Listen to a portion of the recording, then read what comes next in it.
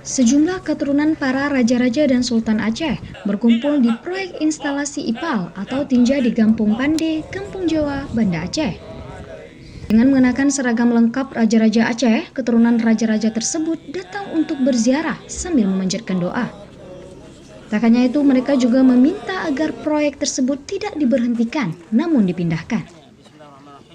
Kunjungan tersebut juga ikut dihadiri oleh anggota DPR RI, mahasiswa, dan beberapa anggota masyarakat lainnya.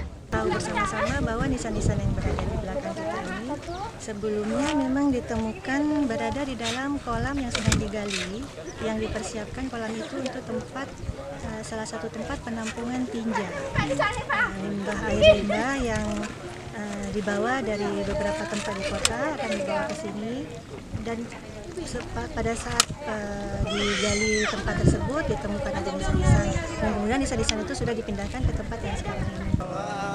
Dari Banda Aceh, tim Wasata TV melaporkan.